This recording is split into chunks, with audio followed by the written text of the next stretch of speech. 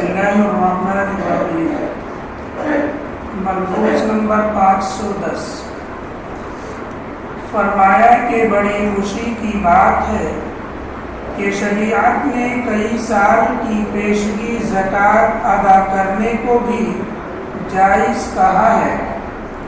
اس میں وہ رقم کثیر کا نکالنا گراں ہوگا، لیکن بہت بڑا آرام یہ ہے کہ 5 سال تک بے فکری ہو جاوے گی۔ دوسرے یہ کہ مال مزکا باقی رہتا ہے۔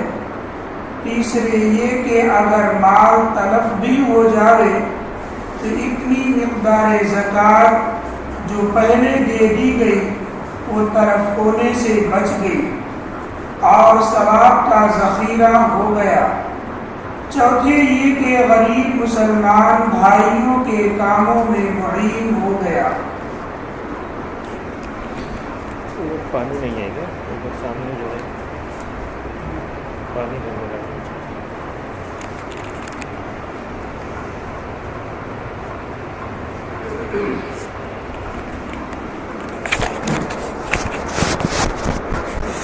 السلام علیکم ورحمۃ اللہ وبرکاتہ۔ بسم اللہ الرحمن الرحیم۔ نحمد و نصلی علی رسول الکریم، اما بعد۔ پچھلے جمعہ کے مقابلے اس جمعہ کے درمیان میں ہمارے زندگی کے 7 اہم دن گزر چکے اور ہم اپنی اصل قبر والی زندگی کی طرف 7 دن قریب ہو چکے اور ہمارے اس امتحانات والی زندگی سے 7 دن دور ہو چکے ہیں۔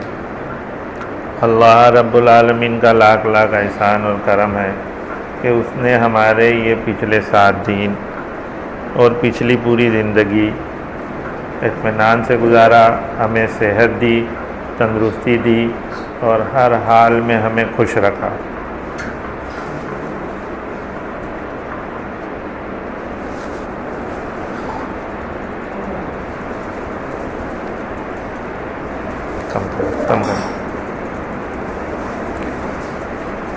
اللہ رب العالمین کا لاکھ لاکھ احسان ہے اور ہم دعا کرتے ہیں کہ آئندہ کے 7 دن اور آئندہ کی بچی ہوئی ہماری زندگی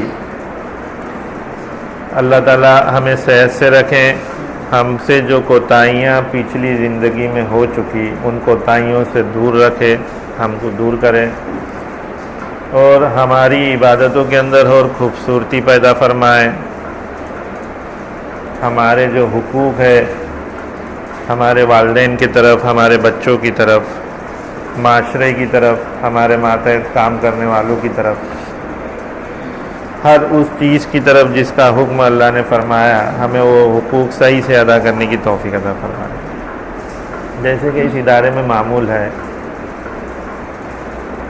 کہ مولوی صاحب حضرت مولانا اشرف علی صاحب تھانوی رحمۃ اللہ علیہ کے ملفوظ پڑھتے ہیں اور اس ملفوظ کی روشنی میں مختصر سا بیان کر دیا کرتا ہوں۔ آج کا ملفوظ حضرت نے بہت کھلا ہوا ہے کہ حضرت فرما رہے ہیں کہ یہ بڑی خوشی کی بات ہے کہ شریعت نے پیشگی زکوٰۃ ادا کرنے کو جائز فرمایا،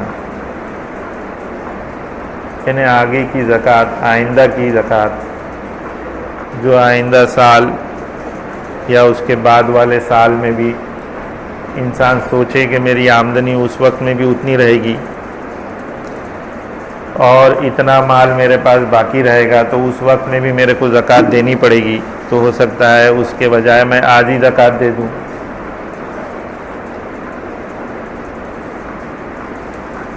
تو یہ بعض علماء اس کے اوپر اتفاقی نہیں رکھتے ہیں کہ بھئی ایسا نہیں کرنا چاہیے،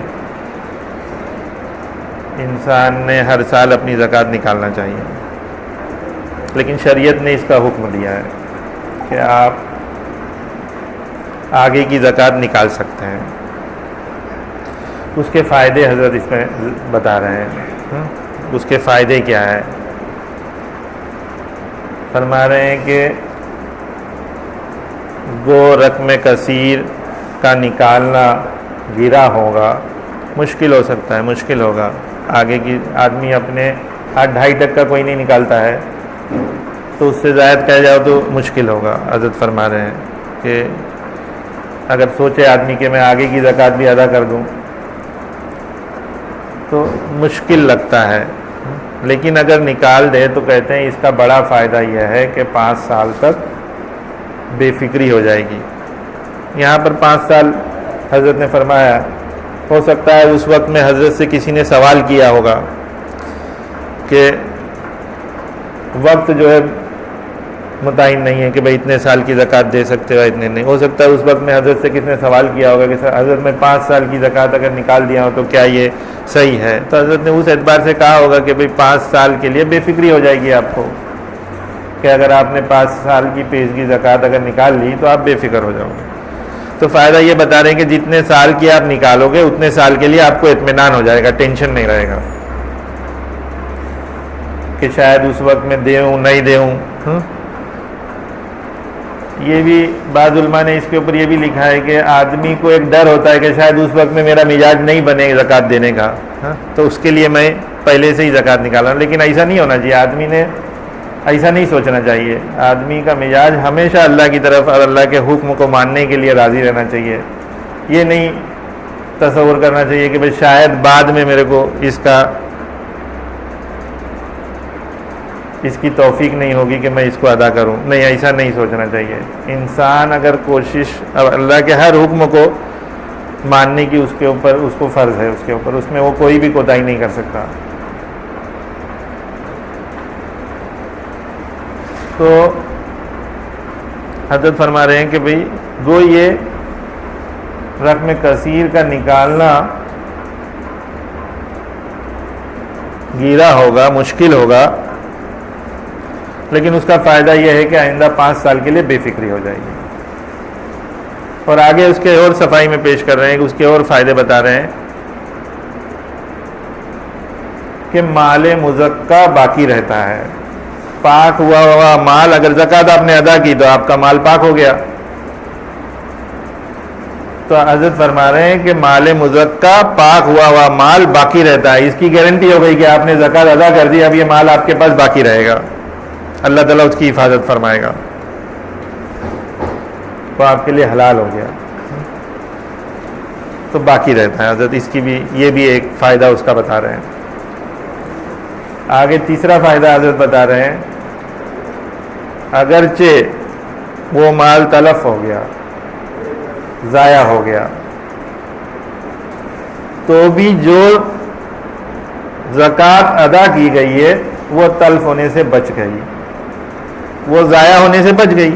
پہلے زکوٰۃ آپ نے ادا کر دی، باقی بعد میں مال نہیں رہا، آپ کی بیوی بچوں نے اس کو خرچ کر دیا، اڑا دیا، آپ کے دماغ میں آیا آپ نے گاڑی خرید لی، آپ کے دماغ میں آیا آپ نے سفر کر لیا، یا کہیں پہ نقصان ہو گیا، ضائع ہو گیا۔ تو انسان کے پاس مال رہتا ہے تو سب خواہشات بہت آتی ہے نا، اس کے جو ہے اس کی دماغ جو ہے پھر بہت روشن ہو جاتا ہے، ہندوستان میں بیٹھ کے سوئٹزرلینڈ، امریکہ یہ سب سوچنے لگتا ہے، ٹرین سے سفر کرنے کے بجائے پلین کی سفر کی سوچتا ہے کہ پلین سے سفر کروں گا، تو ہو سکتا ہے ضائع ہو جائے، لیکن اس کا فائدہ یہ ہوا کہ جو زکوٰۃ ادا کی گئی وہ ضائع ہونے سے بچ گئی، اور اس کا فائدہ یہ ہے کہ وہ رقم جو ہے ثواب کا ذخیرہ بن گئی۔ آپ نے اللہ کے حکم کو مانا، آپ نے اس رقم کو اچھے کام کے لیے لگا دیا، اپنے غریب بھائیوں کی مدد کی، تو وہ رقم آپ کے لیے ثواب کا ذریعہ ذخیرہ بن گئی۔ یہ بھی فائدہ ہے اس کا، دیکھیے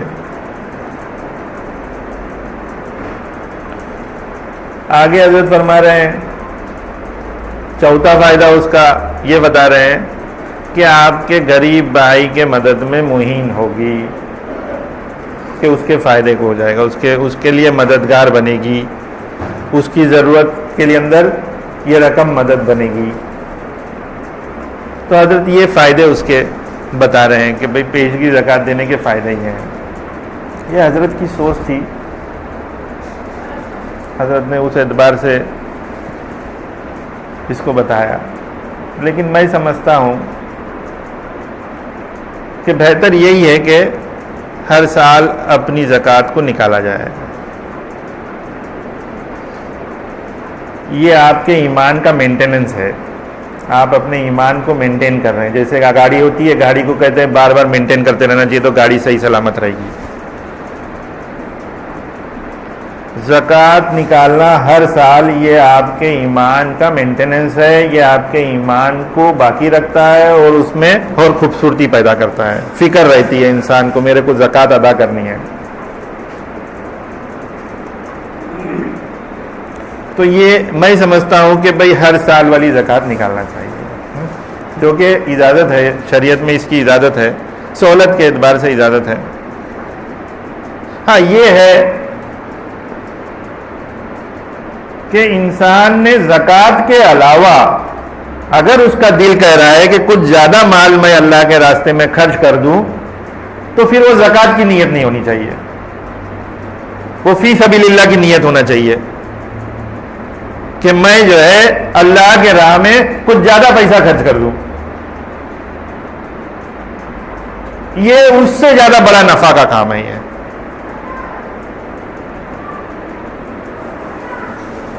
تو یہ نہ ہو کہ بھئی میں اس کو زکوٰۃ ادا کر، نہیں، فی سبیل اللہ، اللہ کے راستے میں خرچ کر دے، اس کو اللہ کے واسطے خرچ کر دیں اور ہر سال اپنے زکوٰۃ کا حساب کتاب رکھتے رہیں. جب آپ اپنے مال کا حساب کتاب کرو گے اور اس کی زکوٰۃ ادا کرو گے تو حلال اور حرام کے اندر فرق محسوس کرو گے، اور جب مال کا حساب کتاب کرو گے تو اور مزید لوگوں کے راہ میں لوگوں کو فی سبیل اللہ دینے کی ایک خواہش پیدا ہوگی، اور اس سے جو ہے اپنے ایمان میں پختگی پیدا ہوتی جائے گی اور اپنا مال جو ہے صحیح راستے پہ لگتا جائے گا.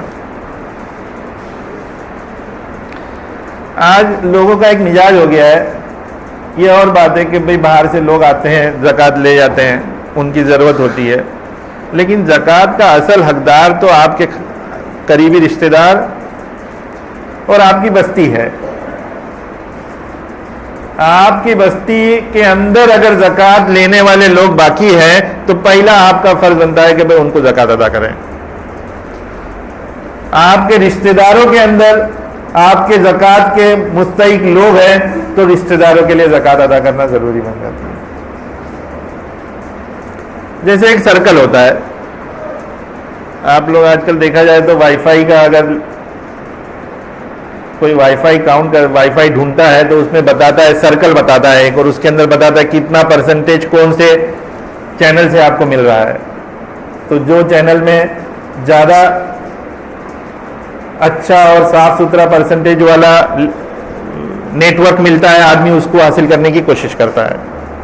تو اسی طریقے سے سرکل بنا ہوا ہے، پہلے آپ کے رشتہ دار، پھر بعد میں آپ کی بستی، پھر بعد میں آپ کا شہر، پھر اس کے بعد میں جو ہے آپ کا ملک، پھر اس کے بعد میں پردیش. اس طریقے سے پھر وہ زکوٰۃ کا جو ہے سسٹم، جیسے جیسے آپ دور جاؤ گے ویسے ویسے آپ کو اس کا فائدہ ہوگا. تو پہلے اس کے جو زیادہ پاور والا نیٹ ہے، اس لنک ہے، اس کو آپ نے اڈاپٹ کرنے کی کوشش کرنا چاہیے. آج کل ایک الگ مزاج بن گیا ہے بڑا،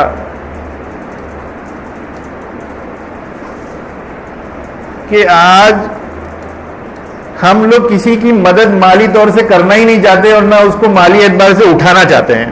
غریب ہے تو اس کو چاہتے ہیں غریب ہی رہے. اگر کوئی آپ کے رشتہ دار کے اندر اور آپ کے بستی کے اندر اگر کوئی غریب ہے اور اس کے اندر یہ صلاحیت ہے کہ اگر اس کو مالی مدد مل جائے تو وہ کچھ کر دکھائے گا، وہ اس میں ترقی کر سکتا ہے. تو اگر مسلمانوں، اگر آپ کے پاس زائد مال ہے تو آپ ایسے لوگوں کے پاس خرچ کریں، ان کو اپنا مال دیں، فی سبیل اللہ دیں. آج آپ لوگ دیکھتے ہوں گے کہ دنیا کا ایک نظام بن چکا ہے کہ انٹرسٹ کے اوپر دنیا چل رہی ہے. بینک جو ہے پیسے دیتے رہتا ہے اور غیر لوگوں نے اس نظام کو اپنے قابو میں بھی کر رکھا ہے. وہ بینکوں سے پیسہ لے کر اپنے کاروبار میں اضافہ بھی کرتے رہتے ہیں. ان کو فنڈ مل گیا ہے اس فنڈ کی بیس پہ وہ اس میں اضافہ بھی کرتے رہتے ہیں. انہوں نے اس نظام کو اپنا لیا ہے, اسلام کے اندر اس کو حرام فرمایا ہے. تو اسلام میں اس لیے حرام فرمایا ہے کہ اس کے بہت سے نقصانات بھی ہیں, بہت سے لوگ اس نظام میں ڈوب بھی جاتے ہیں, اور وہ کس جگہ سے کیسے مال آ رہا ہے اس کا کوئی پتہ نہیں کسی کو. تو آپ کو یہ ضرورت ہے کہ آپ اپنا اصل مال اپنے بھائیوں کو دیں, اپنے غریب بھائیوں کو جن کے اندر حوصلہ ہے, جن کے اندر کچھ کر دکھانے کی طاقت ہے, ان کے پاس مال دے ان کو, اور ان کو بڑھنے دے, ان کو ترقی کراؤ ان کو, نہ کہ ان کو دبا کے رکھو. آپ دیکھیے پیشگی زکوٰۃ, آپ جو ہے پیشگی ادا کر رہے ہیں, یعنی ایڈوانس میں آپ اپنے مال کو راستے پہ لگا رہے ہیں. آپ کے 5 سال بعد اگر آپ نے آج پیشگی دی 1 لاکھ روپے کا, آج اس 1 لاکھ کے انکم کے اوپر آپ نے 2,500 روپیہ نکال دیا, رقم دے دی, تو 5 سال بعد بھی وہ 1 لاکھ کے اوپر کا 2,500 کا آپ کو ثواب ملے گا. آپ کی 1 لاکھ کی رقم بچ گئی, اس کے اوپر آپ کو زکوٰۃ دینے کی ضرورت نہیں ہے. لیکن اگر آپ یہ مال اپنے غریب بھائی کے پاس لگاؤ گے, وہ کاروبار کرے گا, وہ کاروبار کر کے جو کمائے گا, اگر اس نے کسی جگہ میں لگا دیا تو 5 سال کے بعد دیکھیے اس جگہ کی قیمت بڑھ گئی. اگر آپ دیکھیں آج آپ نے 1 لاکھ روپے کا اس کو رقم دی, 1 لاکھ روپے کی اس نے جگہ کی, اس نے 1 لاکھ روپے کا کاروبار کیا, 5 سال کے بعد ہو سکتا ہے وہ جگہ 10 لاکھ کی ہو گئی. وہ رقم اس کے اندر اس نے منافع کیا, اللہ تعالیٰ نے اس کو بہت ترقی دی, ہو سکتا ہے وہ 1 لاکھ سے وہ 50 لاکھ کر لے. اب آپ دیکھیے وہ غریب جو مستحق تھا, 1 لاکھ روپے آپ نے اس کی مدد کی, وہ 5 سال کے بعد 50 لاکھ روپے کی زکوٰۃ نکالے گا. آپ حساب لگائیں کیا نفع ہو رہا ہے دیکھیے. اور وہی نہیں, وہ اس مال سے جب تک وہ ترقی کرے گا, جتنا مال بنائے گا, اس وقت تک کا آپ کو اس کی نیکی ملتی رہے گی. اپنا اصل مال لگانے کا فائدہ دیکھیے. کہاں آپ 2,500 اور ایک زکوٰۃ کے پیچھے پڑے ہو, لگا دو بھائی, اپنا مال پورا کے پورا لگا دو, اللہ تعالیٰ خوب دے گا, خوب عطا فرمائے گا. اپنا اصل مال اپنے غریب بھائیوں کو اٹھانے کے لیے اکنامیکل ڈیولپمنٹ کرو, اپنے معاشرے کے اندر لوگوں کی ترقی کرو, اور اس ترقی سے آپ کو فائدہ ہوگا. اور جب تک کا وہ مال بڑھتا رہے گا, بڑھتا رہے گا, بڑھتا رہے گا, جتنے لوگ اس سے نفع پہنچے گا, جتنے لوگوں کو اس سے نفع پہنچے گا, اس تمام نفع کے اندر اللہ تعالیٰ آپ کا حصہ رکھے گا. دیکھیے کتنی بڑی بات ہے بھائی, کتنی بڑی بات ہے. دیکھیے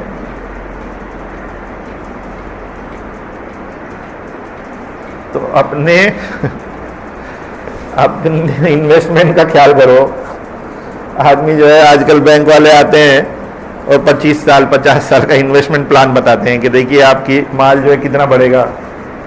آپ اگر اس اسکیم میں اگر انویسٹ کرو گے تو 10 سال کے بعد آپ کا یہ اسکیم کا جو ہے 5 لاکھ آپ نے انویسٹمنٹ کیا تو 25 لاکھ ہو جائے گا, 50 سال کے بعد 50 لاکھ ہو جائے گا. اس طریقے سے بتاتے ہیں.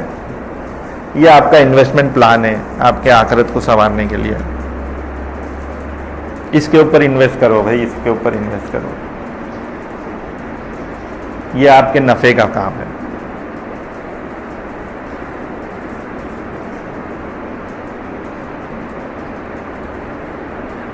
یہاں ہمارے مدرسے میں استاد حضرات اور پڑھنے پڑھانے والے لوگ ماشاءاللہ اپنے وقت لگا رہے ہیں. یہ انویسٹمنٹ ہے. آپ جتنے بچوں کو پڑھاؤ گے وہ بچے پڑھیں گے, وہ آگے جا کے پڑھائیں گے, ان کے بعد ان کے بچے ہوں گے, وہ آگے جا کے پڑھائیں گے. تو جو بنیاد ہے, جو جڑ ہے, پھل نکلے گا جتنا, اس کا نفع آپ کو پہنچتا رہے گا. ایک بات بتاؤں اس کے اوپر, چلو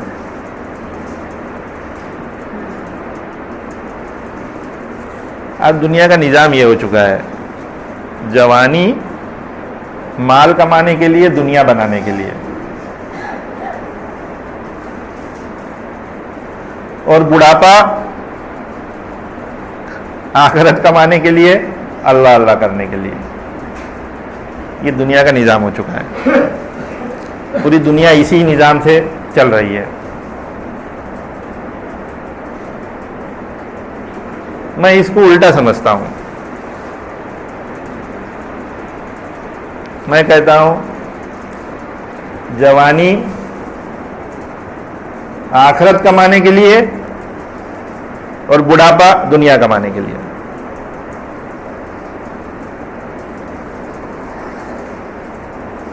لے لو. اللہ تعالیٰ نے جو فرض ارکان، جو فرض عبادتیں آپ کے لیے مقرر کی ہے، اس کے اندر نماز ہے، روزہ ہے، حج ہے. یہ 3 ارکان ایسی ہے 5 میں سے جس کے لیے انسان کے جسم کی ضرورت پڑتی ہے. جسم کا جوڑ دیا، جسم کو جوڑ دیا اس کے ساتھ میں.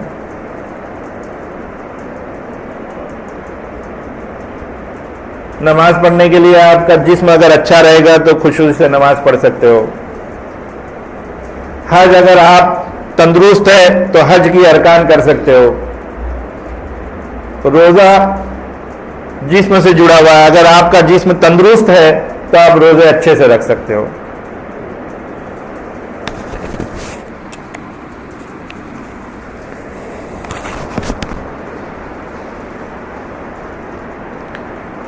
تو یہ جوانی جو ہے آپ کی، وہ اللہ کے عبادت کے اندر خرچ ہونی چاہیے، کیونکہ اس میں اللہ تعالیٰ آپ کی جسمانی عبادت کو مانگ رہا ہے. اور دنیا کمانے کے لیے کیا ہے؟ دیکھیے بھائی، دنیا کیسے بنتی ہے، مال کیسے اضافہ ہوتا ہے.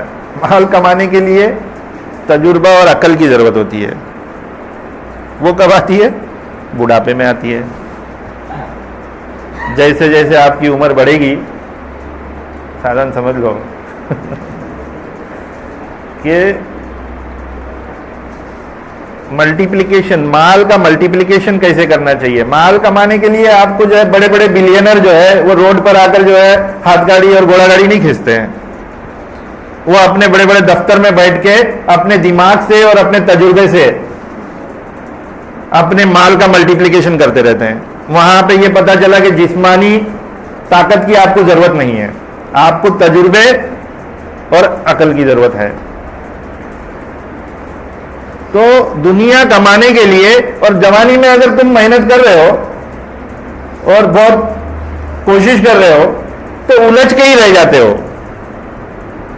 لگتا تو ہے ترقی ہو رہی ہے، لیکن وہ ترقی کچھ نہیں نظر آتی ہے. تجربہ تھوڑی بڑھتا جاتا ہے، تجربہ ملتا جاتا ہے، اور ایک عمر آنے کے بعد میں آپ کا جو ہے مال پھر ملٹیپلیکیشن ہوتا ہے.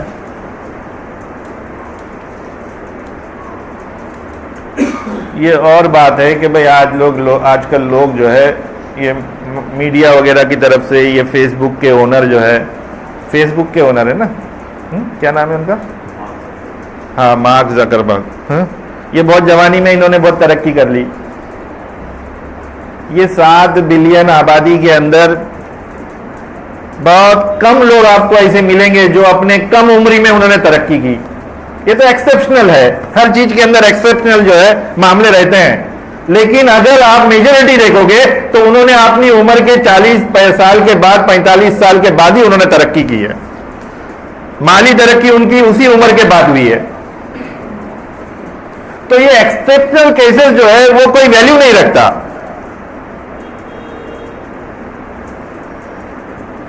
جو میجورٹی جو ہو رہا ہے اس کا ویلیو ہے. تو آپ کا بچپنا اللہ رب العالمین نے دیکھیے بھائی، قرآن شریف کے اندر اللہ تعالیٰ اپنا حکم دے رہا ہے، فرماتا ہے کہ میں نے انسان کو پیدا کیا، اور جب اس کو پیدا کیا تو وہ بے بس اور کمزور تھا. وہ بے بس اور کمزور ہے. جب بچہ پیدا ہوتا ہے وہ بے بس ہے، اس کو اگر کہا جائے خود کچھ کام کرنے تو کچھ نہیں کر سکتا. اس کو یہاں سے وہاں ہلانا بھی ہے تو وہ اس کی ماں یا کسی کی ضرورت ہے اس کے لیے. بے بس اس کو پیدا کیا، کمزور پیدا کیا. پھر اس کے اندر ہم نے طاقت دی. اللہ تعالیٰ فرما رہا ہے پھر ہم نے اس کے اندر طاقت دی. اس کے اندر جو ہے بچپن سے جیسے جیسے اس کا نظام بڑھتا گیا، اس کی تربیت بڑھتی گئی، اس کی دیکھ ریکھ بڑھتی گئی، آہستہ آہستہ اس میں طاقت آنے لگی، وہ چلنے لگا، وہ پھر بولنے لگا، بولتے بولتے پھر اس کی ہڈیوں میں مضبوطی آنے لگی. اس طریقے سے اپنی عمر کے 17-18 سال میں آنے تک کا وہ ایک مضبوط انسان بن گیا. پھر آگے آگے اس کی اور مضبوطی پیدا ہوتی گئی، اس کے اندر اور طاقت آتی گئی، اس کا جسم جو ہے طاقتور بنا. اللہ تعالیٰ فرماتا ہے پھر ہم نے اس کو طاقت دی. پھر اللہ تعالیٰ فرماتا ہے پھر اس کے بعد پھر ہم نے اس کو کمزوری دی، پھر اس کے لیے سفید بال دیا، بڑھاپا دیا. تو یہ انسان کا نظام ہے، کمزور ہے پھر طاقتور ہے پھر کمزور ہے. تو اس طاقت کے وقت میں انسان کو ضرورت ہے اس بات کی کہ وہ اللہ کی عبادت کے اندر پختگی پیدا کرے، خوب کثرت سے اللہ کی عبادت کریں. آج حالات یہ ہو چکے ہیں کہ وہ جو طاقت کا جو وقت دیا اللہ تعالیٰ نے، وہ وقت جو ہے وہ ہمارا دنیا کمانے میں اور دنیا کی خرافات کے اندر ضائع ہو جاتا ہے. تو جوانی تو اصل ہے آپ کی عبادت کے لیے. آج جو اس ادارے میں کام ہو رہا ہے، بچوں کو بچپن سے دین کے لیے، اللہ کی عبادت کے لیے تیار کیا جا رہا ہے کہ ادارے میں وہی کام ہو رہا ہے.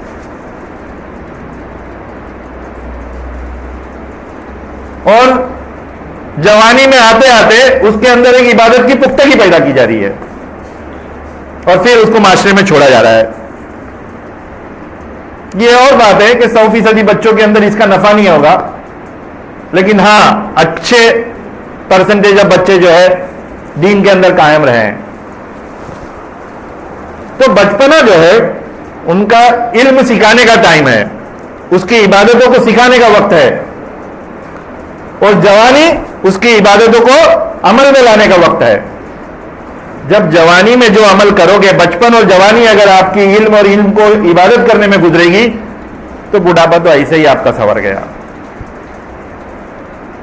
یہی ہوتا ہے نا بھائی، اگر دنیا میں اگر آپ کو دنیا کمانا ہے تو بچپن کی تعلیم اور جو جوانی کی تعلیم ہے، بچپن کی تعلیم آپ کو بیس دے رہی ہے، جوانی کی تعلیم جو ہے آپ کو پروفیشنل لائن میں ڈیولپ کر رہی ہے، اور وہی جوانی کی تعلیم اور تجربہ جو رہا آپ کا وہ پوری باقی کی عمر آپ کے کام آتا ہے.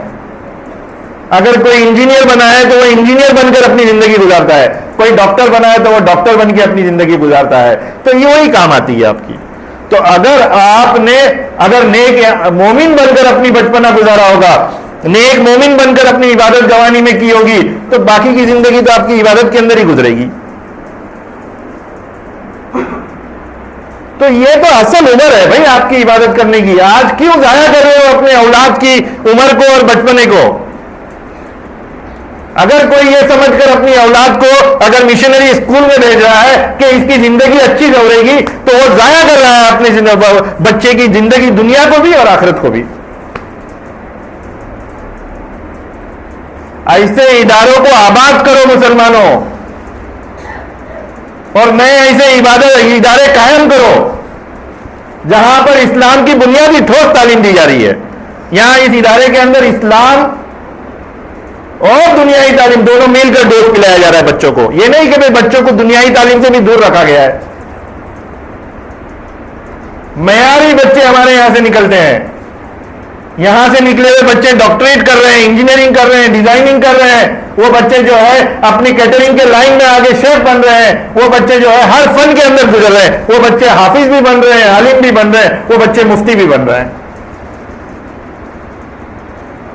تو یہ ایک پلیٹ فارم معاشرے کو اور دنیا کو دیا ہے، اور ایسے کئی ادارے بمبئی میں اور دنیا میں اور قائم ہوئے ہیں. یورپ میں اور امریکہ میں اسلامک اسکولوں کا بہت نظام چلا ہوا ہے. مومن کو ضرورت ہے ایسے ادارے اور قائم کریں. مسلمان خوب پیسہ لگاؤ ایسے اداروں میں. ایسے ادارے زکوٰۃ نہیں لیتے ہیں. آپ اصل مال لگاؤ اپنا اور بنیاد قائم کرو. دیکھیے کہ بھئی کیا نفع ہوگا آپ کی اولاد کو. اللہ تعالیٰ فرماتا ہے ایک جگہ پہ، اللہ تعالیٰ فرما رہا ہے، اے محمد تم بتاؤ یہ لوگوں کو کہ اگر تم اللہ سے محبت کرتے ہو تو میری بات کو سنو. اللہ تعالیٰ حضور صلی اللہ علیہ وسلم کو فرما رہا ہے اگر تم اللہ سے محبت کرتے ہو تو میری بات کو سنو. اسلام اور اس کے طریقے کو مانو. اللہ تعالیٰ فرما رہا ہے اسلام اور اس کے طریقے کو مانو. قرآن اور سنت پر عمل کرو. قرآن کے حکم پر سنتوں پر عمل کرو.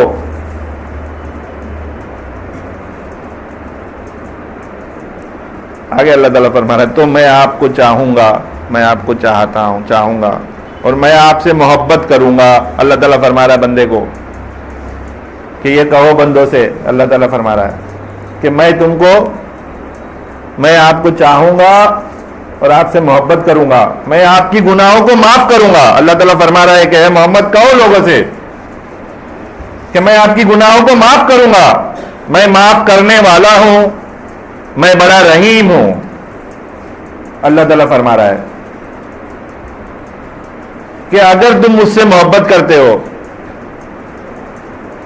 کوئی کہے آج کہ دنیا کے اندر میں نے بڑھاپے پہ محبت کیا. محبت تو جوانی میں ہی ہوتی ہے بھائی. محبت کی کشش وہ جوانی میں ہی ہوتی ہے. جوانی میں کی ہوئی محبت وہ باقی کی پوری زندگی باقی رہتی ہے.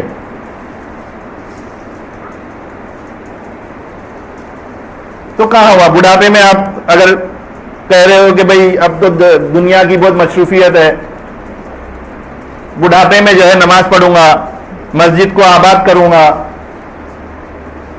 کہاں ہے بھائی وہ کشش ہی نہیں پیدا ہوگی آپ کی عبادت کے اندر. آپ کی نمازوں کے اندر وہ کشش ہی نہیں پیدا ہوگی تو کہاں سے اللہ کو راضی کرو گے.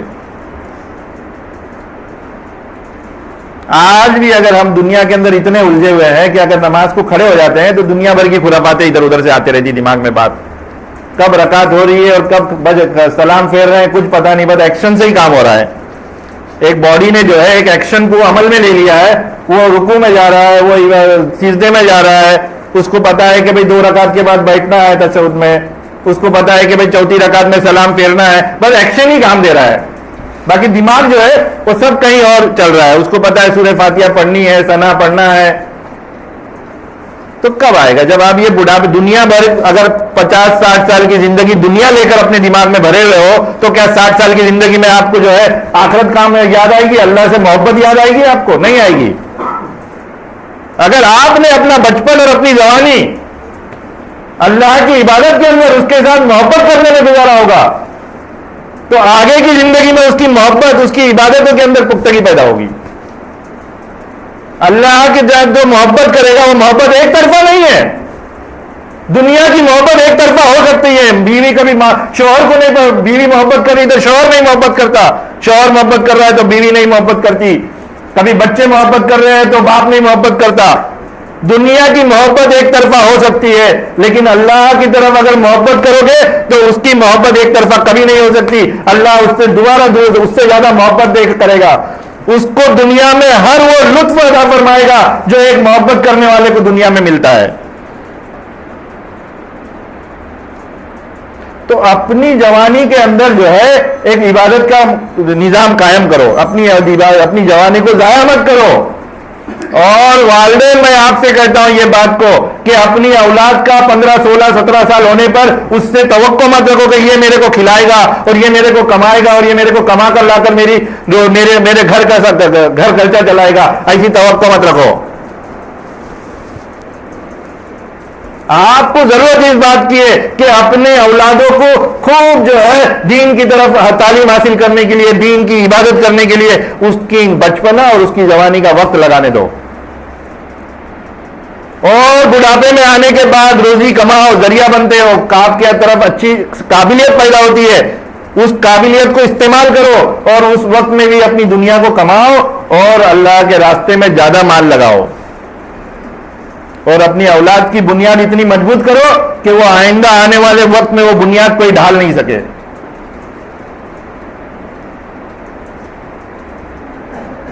اپنے وقت کو جو ہے اس طریقے سے خرچ کرو.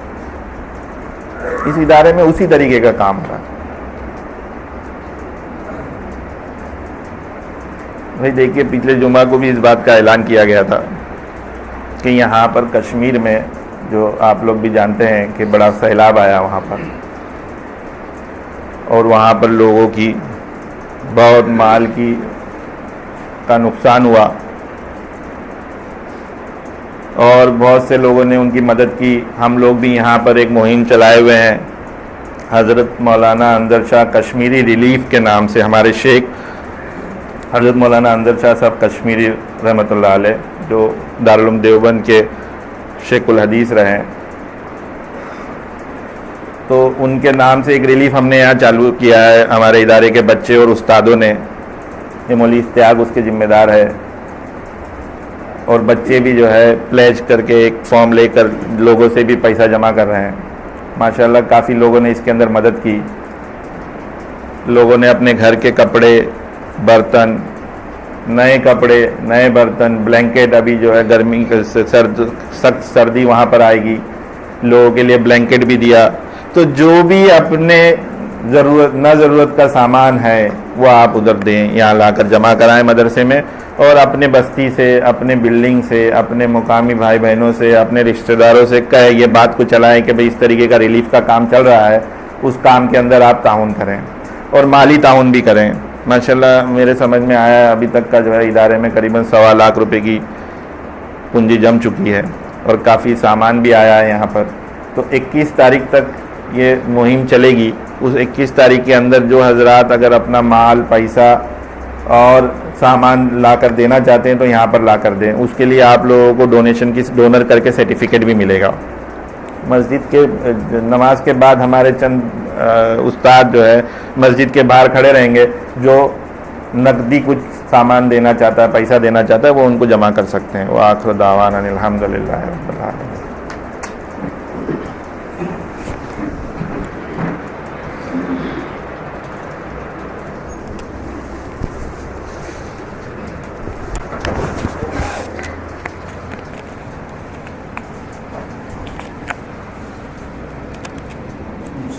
نماز کے بارے میں بتلایا جا رہا ہے. مفسدات نماز ان چیزوں کو بیٹھے ہیں کہ جن سے نماز ٹوٹ جاتی ہے، پھر دوبارہ پڑھنا پڑتا ہے.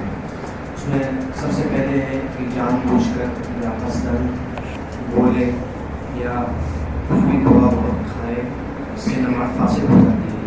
یا یہ کہ نماز کے اندر رکھ کر کے سلام کرے یا سلام کا جواب دے، یا اس جیسے الفاظ کا استعمال کرے نماز کے اندر. یا چھینکنے کا کوئی رحمۃ اللہ کہتے ہیں، یا باہر سے کوئی دعا کر رہا ہے تو نمازی اس کے دعا پر آمین کہتے ہیں، تو اس سے نماز ٹوٹ جاتی ہے. یا کسی بری یا عجیب خبر پر انا للہ و انا الیہ راجعون کہتے ہیں، یا کسی عجیب خبر پر سبحان اللہ کہتے ہیں، یا کسی اچھی خبر پر الحمدللہ کہے.